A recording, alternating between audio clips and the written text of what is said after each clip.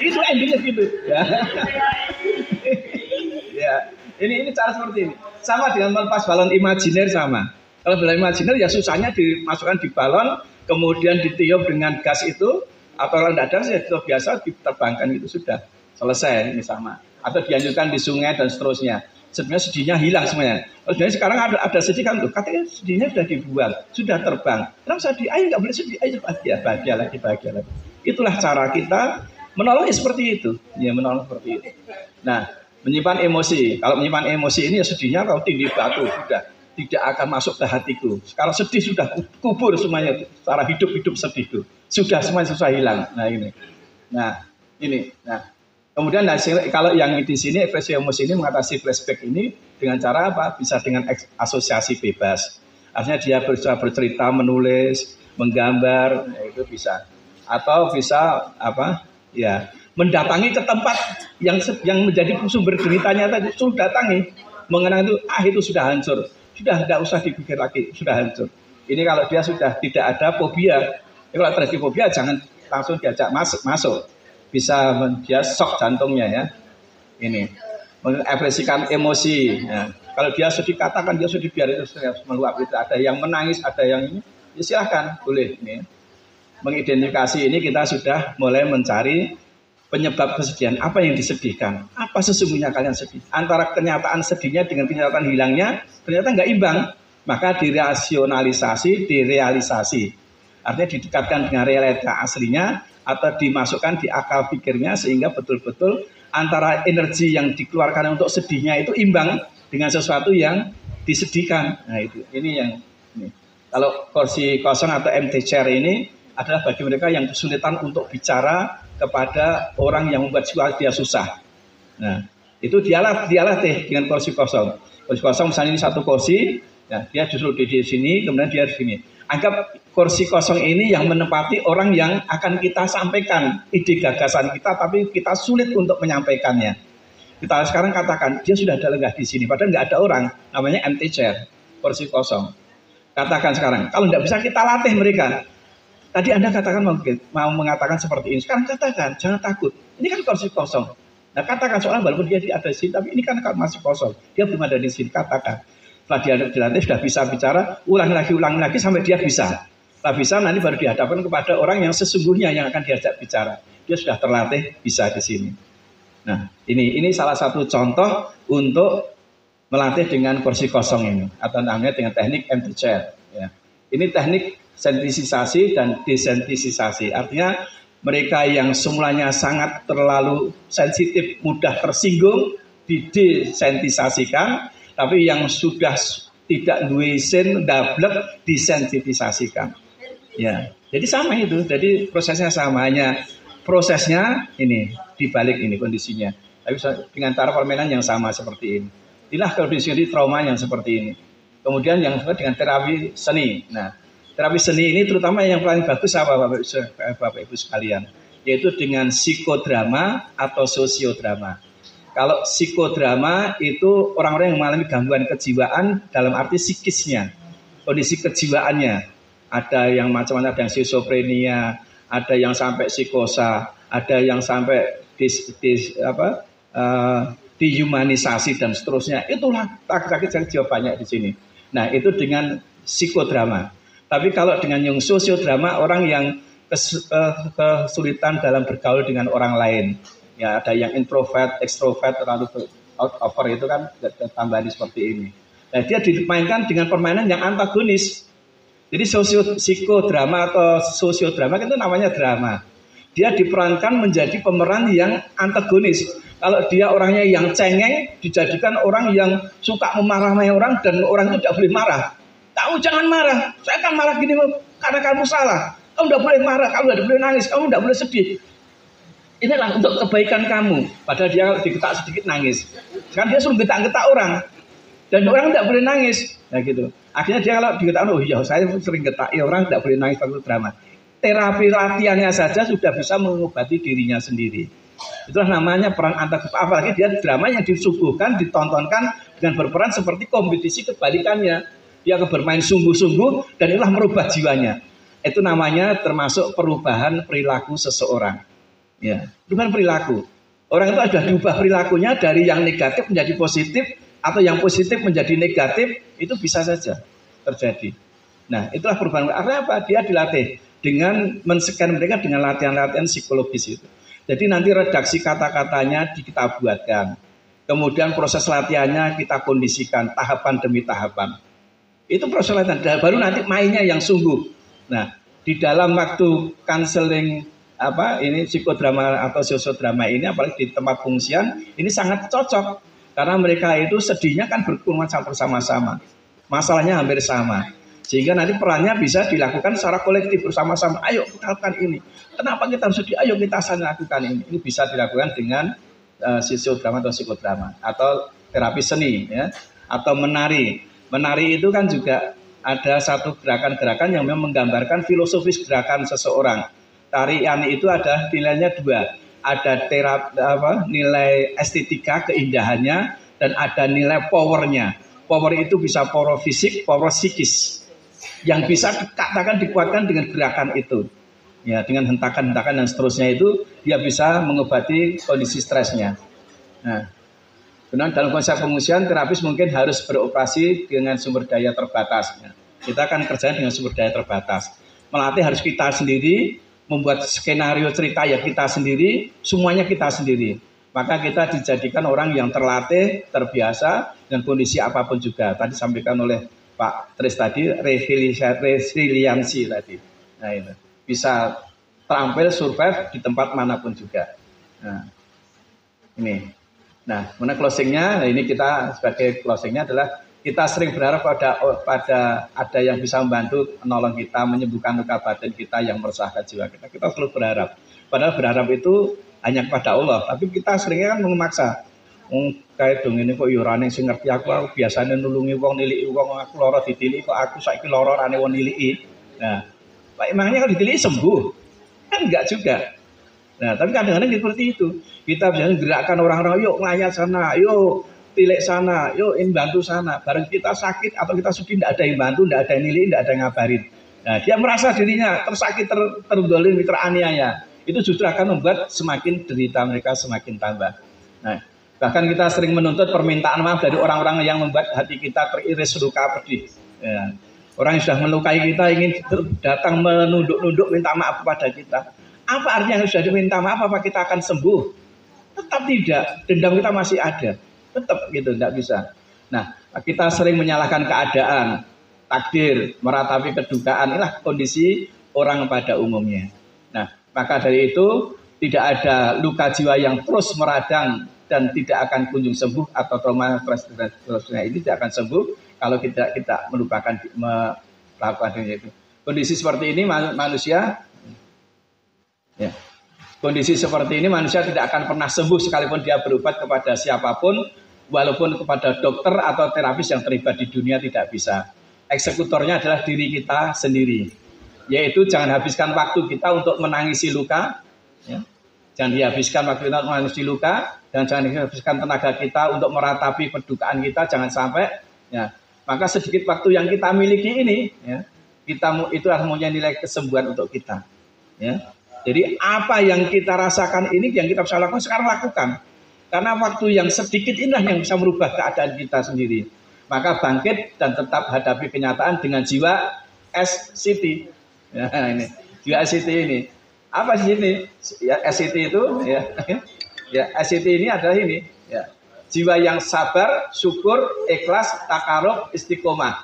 Nah, sabar dan syukur yang satu SCT ya. Panggil-panggilnya kan terapi SCT. Nah, semua kita diajak untuk selalu orang yang berjiwa sabar dan syukur. Ini paling utama. Pakaian dua ini sudah bisa menghilangkan semua kederitaan dunia. Ya.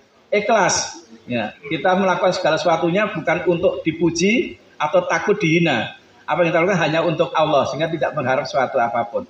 Takarub kita selalu dekat. Allah selalu bersama kita dan kita selalu diawasi oleh Allah atau kita selalu bisa melihat Allah dimanapun juga. Dan kita lanjutkan secara istiqomah. Nah, SCT inilah sebenarnya bukan resep untuk kondisi trauma kejiwaan, tapi semua masalah kehidupan kita sebenarnya bisa ini. Nah, dalam keadaan sekecil apapun, nanti kita kerjakan, dan kerjakan saat ini juga, jangan ditunda-tunda. Itulah resep kehidupan keberhasilan seseorang, orang bisa kembali hebat. Nah, kemudian di sini, mari kita siap melawan penderitaan hidup kita. Tidak ada kesusahan ini, gambarnya ini. Ya, nah ini gambarnya kambing putih, domba Palestina. Pakai helm, sudah pakai ini, siap berperang. Nah, ini Pak Seto, siap Pak Seto. Nah, ya, saya kira itu Bapak Ibu sekalian yang dapat saya sampaikan sebagai bentuk apa? Ya, sharing pengetahuan, pengalaman, dan ini sebenarnya bukan untuk menangani kondisi trauma di kita waktu di bencana PHI ini saja, tapi untuk semua bisa dilakukan dimanapun juga. Yeah. Demikian matur nuwun, dan kalau ada pertanyaan bisa monggo disampaikan. Monggo Bu Yati, ini ada mic-nya. Bu Yati dulu yang belakang dulu tadi yang dari pertama.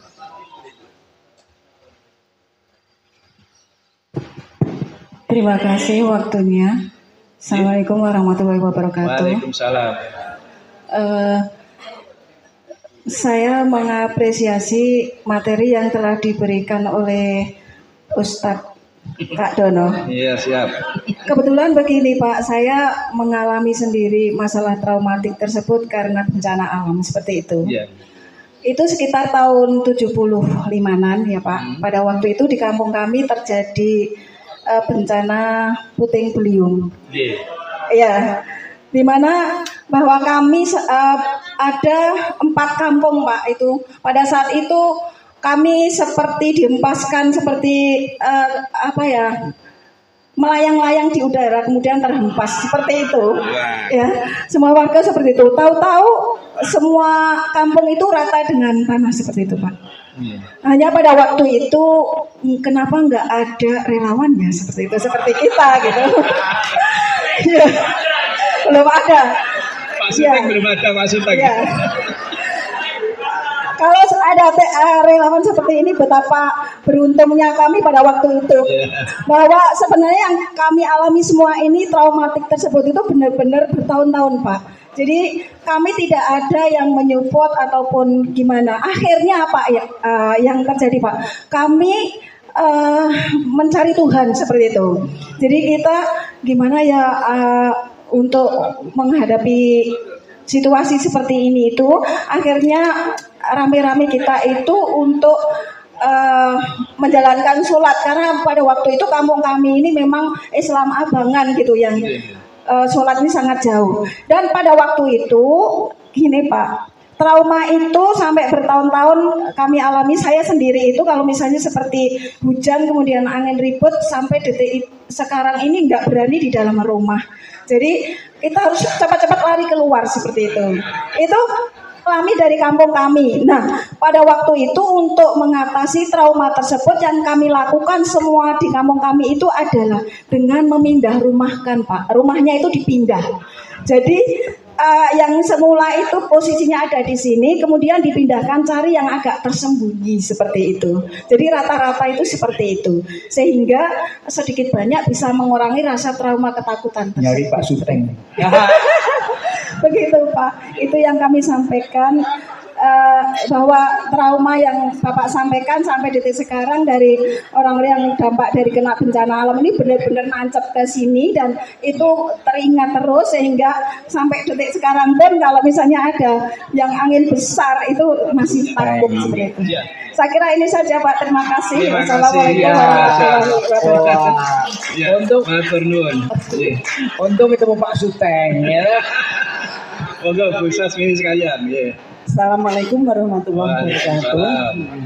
Ya, ini saya juga terima kasih sekali kepada Ustadz Dono yang tadi telah memberikan kita banyak sekali. Ibu Sasmini,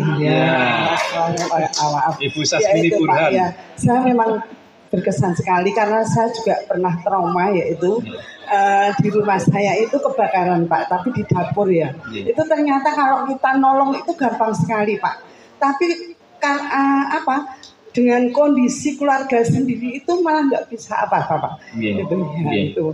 Terus yang kedua Pak, yang kedua saya minta tadi yang terakhir itu apa nanti fotokopinya ya Pak ya. Bisa kita share. Bisa di-share. Itu nanti kan bisa kita tularkan, nanti kita bisa ngisi di PKK, di lansia dan itu insya Allah manfaat sekali Pak. Sekian, assalamualaikum warahmatullahi wabarakatuh. Waalaikumsalam. Assalamualaikum warahmatullahi wabarakatuh. Jauh dulu, IPHI bersaudara, IPHI jaya, IPHI mabrur sepanjang hayat. Barakallah, amin, amin. Ya, Bapak Ibu sekalian, pertanyaan Bu Suteng dan juga Bu Sasmini. Saya matur pertama kali bahwa trauma itu bisa terjadi 3 tingkatan, Bu. Tingkatan yang pertama saat kejadian, namanya trauma situasional. Jadi saat kejadian itu trauma. Misalnya kita mendapati kedukaan trauma karena orang tua kita meninggal atau istri kita atau suami kita meninggal. Begitu mendengar kita meninggal langsung kita pingsan. Terus ditangekkan dibangun orang lain bisa bangun tapi lemes. Berdiri aja nggak bisa. Kehilangan berdaya sampai tingkat 0. Tapi hanya berselang kira 2 jam 3 jam selesai, bisa ngobrol, bisa cerita, nomor tamu, nomor amplop. ini kan nyata, betul ya? Paling sehari selesai. Sehari selesai paling, atau setengah hari atau 2 jam. Itu namanya krisis yang situasional. Saat kejadian terjadi, ada krisis yang disebut dengan krisis developmental, krisis yang berkembang. Yang tadi oleh Bu Suteng tadi dikatakan sampai setahun. Kalau setahun sudah tidak lagi development, sudah termasuk eksistensial nanti yang ketiga. Ya, tapi kalau hanya 40 hari kok nggak hilang-hilang, itu masih developmental. Ya, sampai 100 hari itu masuk di PTSD namanya tadi. Post Stress Traumatic Disorder. Itu soal tingkatan yang ketiga. Itu sudah yang nangani orang yang ahli, psikiatris, dokter, jiwa, atau konselor. Itu yang mengatasi, yang ahli-ahli terapis. Nah, saya termasuk konselor di dalamnya. Ya, saya profesinya luar biasa. Profesional saya akan konselor itu kan terapi kejiwaan yang tingkatnya masih developmental. Tapi yang sudah eksistensial, konselor sudah tidak bisa. Artinya mereka sudah gangguan jiwa yang menetap. Sehingga dia sulit untuk disembuhkan dengan cara hanya konseling saja tidak bisa. Dengan terapi-terapi psikologis susah. Dengan obat-obatan. Yang bisa mengobati hanyalah dokter. Dengan pengobatan jiwa. Nah, dulu saya dengan Pak Fanani sering berhubungan ya untuk komunikasi. Karena saya mahasiswa saya ke rumah sakit jiwa itu praktek harian di sana itu. Untuk psikoterapi. Tapi sekarang sudah tidak lagi. Nah, ini tentang terapi, tentang jenis krisisnya ya Bunda. Kemudian cara mengatasi bagaimana, kalau tadi Ibu sudah mengatakan sekarang pindah, itu berarti sudah ada namanya penghindaran. PTSD-nya belum sembuh. Harus dihadapkan dengan kondisi realita. Bahwa dimanapun tempat tetap aman bagi kita. Nah gitu, tetap aman bagi kita. Yakinkan itu. Ya bagaimana cara mengatasinya? Ya rumah kita bikin bangunan yang anti angin. Gitu. Anti gempa angin itu barang yang terkuat itu. Pak Profesor kita ini suruh di bawah tanah bunker. Ternyata jadi serangannya banjir di Pulau Pasir.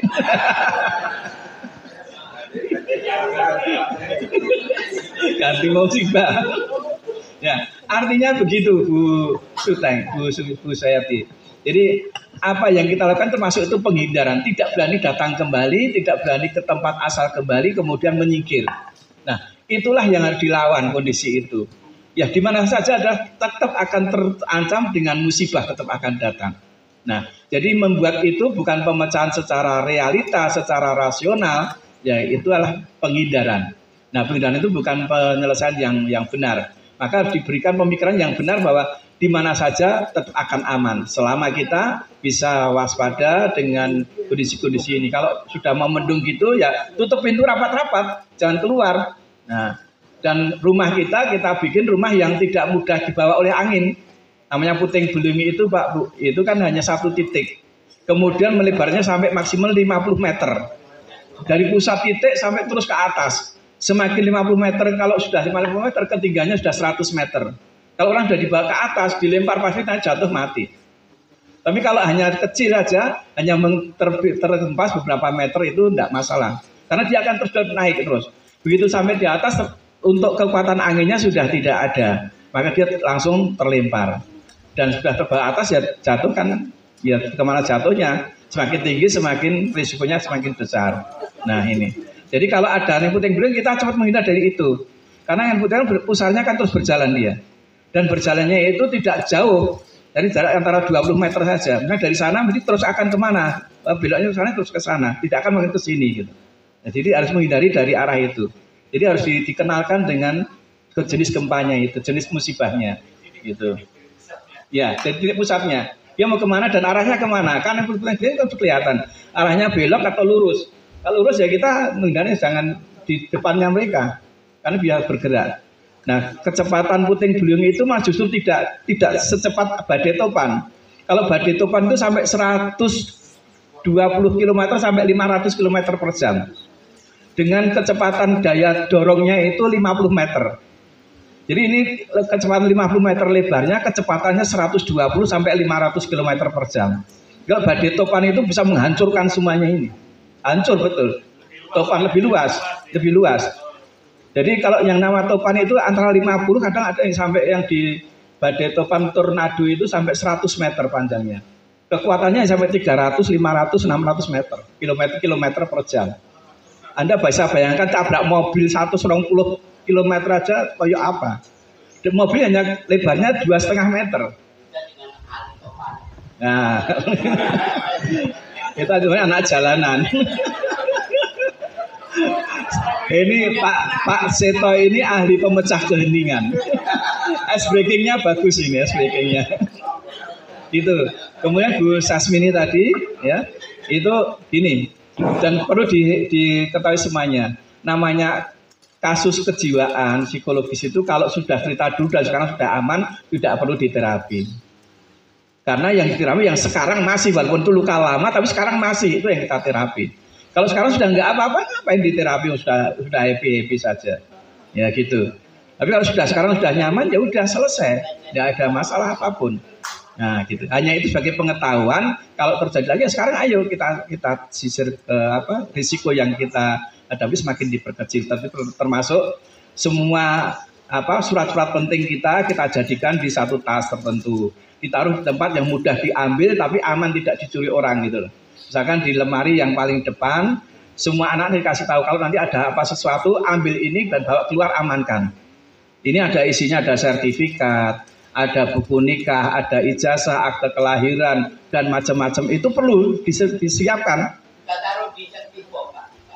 Ya, silahkan, aman. Tapi bank belum tentu aman juga. Nah, gitu kan. Kalau banknya kebakaran, ya bisa.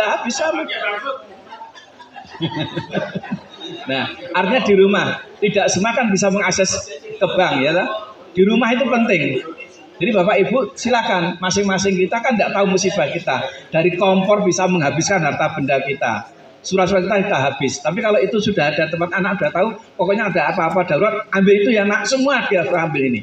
Soal kasur, soal TV dibuang tidak apa-apa. Kalau untuk menyelamatkan jiwa tidak usah digagas. Tapi surat-surat yang penting itu harus disiapkan dulu satu tempat yang semua anak-anak kita bisa tahu dan bisa mengambilkan.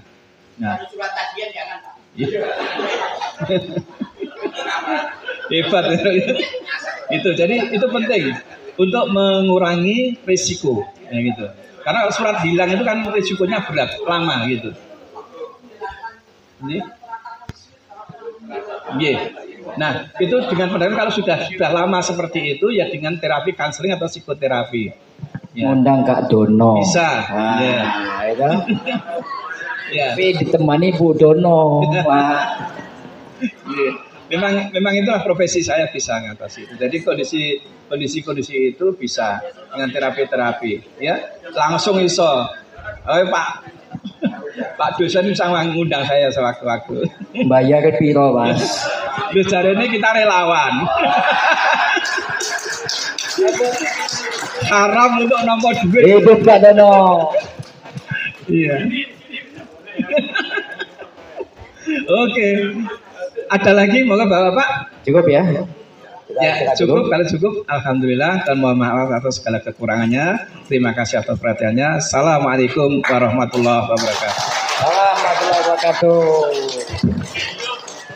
IPAI Jaya. IPAI Mabrur sepanjang hayat. Amin.